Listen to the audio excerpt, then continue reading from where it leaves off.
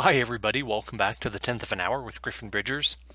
For today's episode, episode 86, we're going to look at how charitable contributions have been briefly expanded, at least in terms of their deductibility, under the CARES Act. We're going to look at some unique provisions that are applicable to individuals and to a certain extent to corporations, but see what the limits of those expansions might be. Now, as always, this presentation is not intended to substitute for legal or tax advice. So to begin with, the CARES Act expanded the deductibility of charitable contributions in two areas or circumstances. One, traditionally, if you do not itemize, you're not entitled to any sort of deduction for charitable contributions because traditionally charitable contributions are only a below-the-line deduction, meaning they're an itemized deduction, and if you take the standard deduction instead of itemizing, you don't get to deduct your charitable contributions. And with a higher standard deduction, there's been a lot of talk about doubling up charitable contributions in different years, but if you double them up, you could easily exceed your AGI.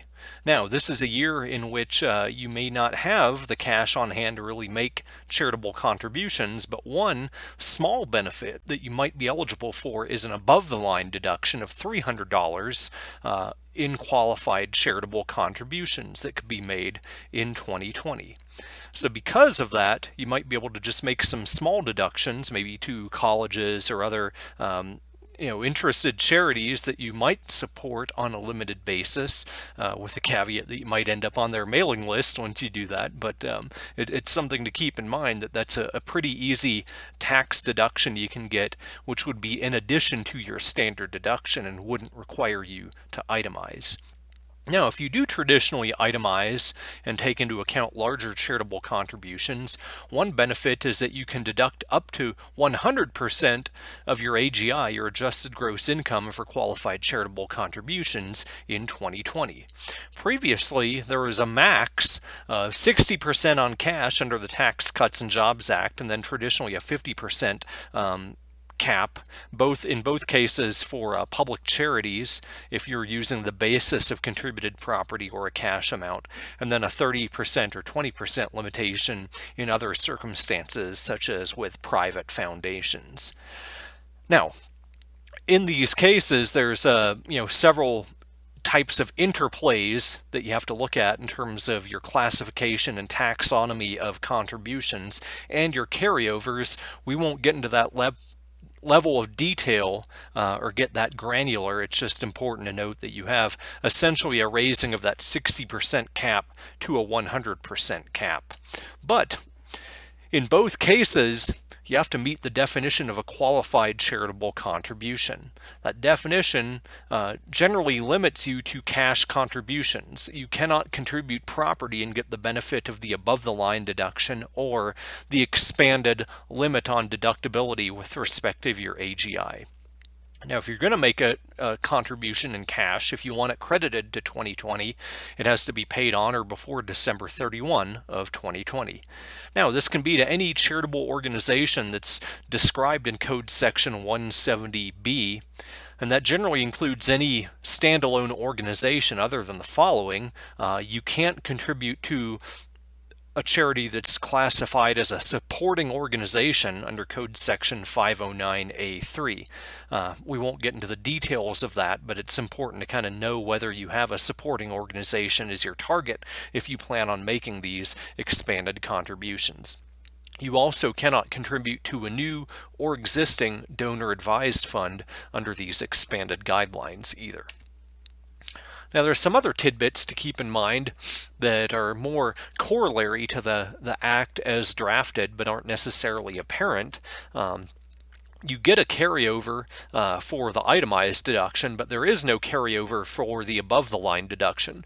There's no way to know if the above-the-line deduction will even be available in 2021 unless there's an expansion of the CARES Act or an extension, but you still get the same carryover for the itemized deduction. Now, it's important to note, too, that your AGI makes up your contribution base, and really the expansion for how much you can deduct in 2020 refers to your contribution contribution base, which would also include prior year carryovers. So once again, that math is complicated. We're not going to dive into the details, but you should note that you would also have to take into account prior year carryovers before applying your expanded 2020 contribution donation.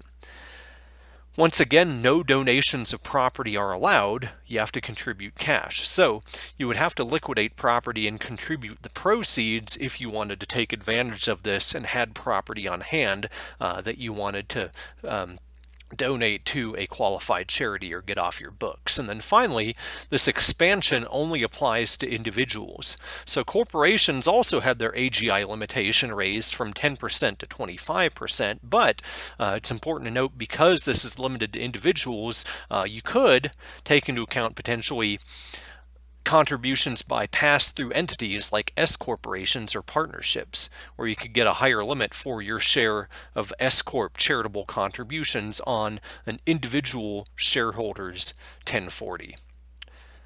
Now, when it comes to trust, there's really no mention of trusts in the CARES Act contribution expansion, but there's no change to the trust deduction rules under Code Section 642C when it comes to charitable contributions. So presumably, you'd still get to use the same old trust rules where they can deduct up to 100% of their D&I. But grantor trusts would likely qualify for contributions because the grantor, if an individual, is the taxpayer, quote unquote, for purposes of those contributions. So anything reported on a 1040 would get the benefit of this expansion as well. Now, it's also important to note that the CARES Act provisions are silent on split interest trusts, things like charitable remainder trusts, charitable lead trusts, pooled income funds, so on and so forth. But what we can glean from the CARES Act provisions is that a qualifying contribution has to be to a charity described in Code Section 170B. And since split interest trusts are not described there, they are likely excluded, so you couldn't contribute up to 100% of your AGI, for example, to a charitable remainder trust this year. You'd have the same traditional 60%, 30% limitations that would apply in those types of cases for any contribution, so you'd have to look to those when it comes to a split interest trust. As always, if you have questions or topic suggestions, you can email those to me at griffin.bridgers@gmail.com. Thank you for listening to this episode of The 10th of an Hour, and I look forward to seeing you in the next one.